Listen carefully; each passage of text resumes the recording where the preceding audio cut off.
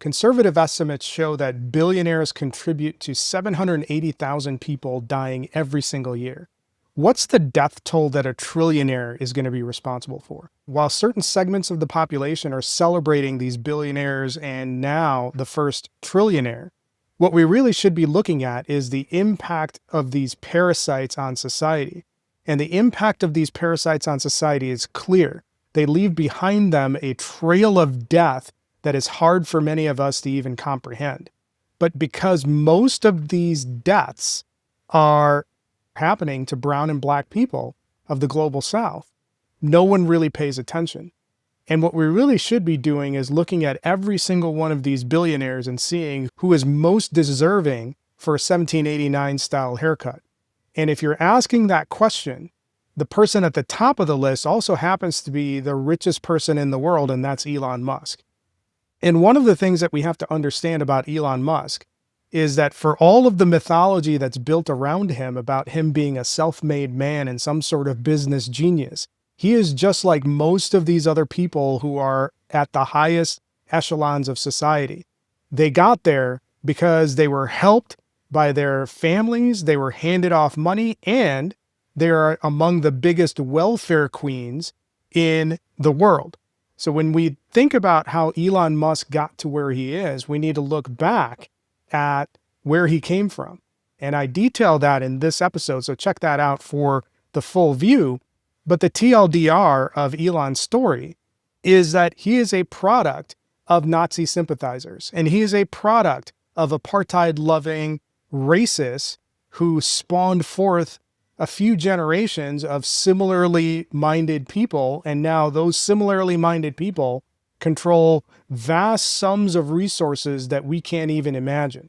So where did Elon come from? Well, if we look at his great-grandfather, he is somebody who was an avowed fascist, somebody who wanted to bring Nazi ideology to North America. And when he failed in Canada, he moved to South Africa and set up shop there because he felt that South African apartheid at that time was more in line with his Nazi ideologies than anything else. Now, during his time there, Elon's grandfather produced obviously Elon's father, Elon Musk. And if you want to look at the level of depravity that exists within the Musk family, take a look at what Elon has been doing when it comes to his stepdaughters. I think that will give you a framework to operate in that tells you the level of mental illness that exists within this particular family. But Elon Musk made his money in apartheid-era South Africa primarily through emerald mines that leveraged black and brown people as an effective slave class for extraction, and Elon Musk profited off of that. Elon Musk's formative years were shaped by Elon Musk, a person who believed in white supremacy. In fact, check this out and I'll be right back, and it'll give you a clear idea of how Elon Musk's mind works. The big concern at the moment, and why I think South Africa is a big talking point in the US right now, is America in the next 20 years will become, for the first time in its history, a minority white country. Well, that will be a very, very bad thing to happen. You want to see the US go down? Why? Oh, you don't like cars and electric cars, and you don't like technology, or what is it? You want to go back to the jungle, or? If the US becomes a minority white country. Yes. So there's Latinas, there's blacks, there's people from all different races make up the majority, and then, you know, it could be 48% white people. Do you really think the US is doomed if it goes under? Yes, it goes under there. Seriously? Yes, of course. You see, if you take South Africa, we have a small white population that projects the European culture, or what we learned from Europe. And oppressed millions of black people. No. For decades. How do you oppress? We gave them work, we fed them. They grew from a tiny little group into a massive group. That's not oppression, that's feeding them. Do you understand? You only grow big if you get fed. You only start at 800 and become 50 million if you get fed. We fed them, for crying out loud. You know, enough with this nonsense. But so you understand, because the black population was so oppressed under apartheid. Well, we never saw this oppression you're talking about. You never saw it. No, I never saw it. Yeah, because you're white. Now, what you heard is Elon Musk talking about white superiority and what would happen to quote unquote Western civilization if whites were no longer in power. And when you understand that, you also should understand why Elon Musk is the way that he is. So when you look at his entire trajectory in business, Elon Musk has never invented anything. He's never founded anything. He has simply leveraged the money that was given to him by his father, money that was stolen and extracted through the blood and labor of black and brown people in apartheid-era South Africa. That is the blood money that Elon Musk has built his empire off of. And when you think about all of that seed money that Elon has, it shouldn't be surprising when you factor in that money, the era that he grew up in, his father's ideology, it all paints a great picture into why Elon is the way that he is.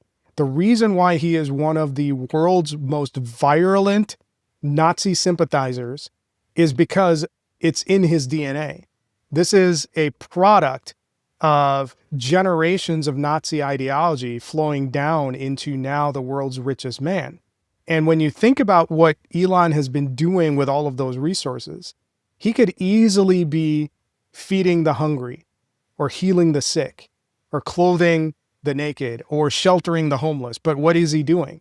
He's doing none of that. All he is doing is trying to accumulate more and more wealth while cutting away all of the basic resources that everyday people need to survive. Let's not forget that Elon Musk already, before becoming a trillionaire, had a death toll on his hands. He and DOGE were responsible for cutting USAID. That destruction is going to lead to millions of deaths all around the world, and you can thank Elon Musk for it. And the reason why Elon Musk went and did that, it was papered over under the guise of fiscal responsibility. But the real reason that he wanted to do that is that his vision is for a world that has very few brown people, and the ones that exist, brown and black people that exist, are simply cogs in the machines that he wants to run. Basically a permanent underclass that he can exploit to make himself richer. And that's the pattern of not only Elon, but every other billionaire in the world. They rely and depend on that permanent underclass for their livelihoods.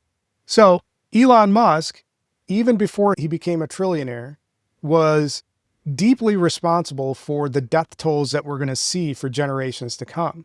And if that wasn't enough, Elon Musk made it a habit of backing every far-right and Nazi sympathizer group all around the world.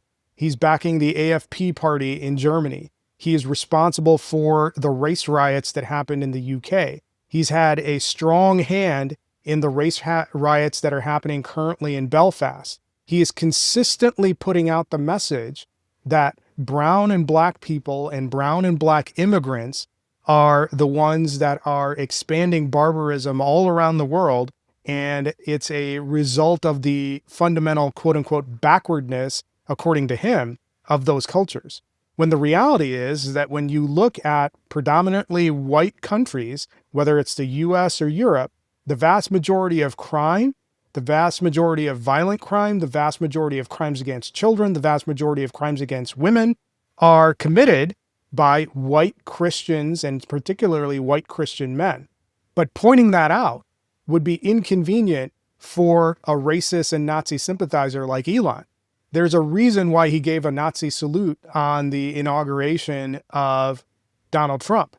It's because that is in his DNA. That's what he believes. And that's the kind of world that he wants to see. Now, he did all of this before he became a trillionaire. What's he going to do now that he's got even more money than anybody else on the planet? What can we expect from him? We can expect even worse things to happen. And that is why the rest of us need to be committed to the 1789 mentality. And the 1789 mentality requires that the rich, the billionaire class, the millionaire class, and now the trillionaire class all need a certain type of haircut that they would find inconvenient.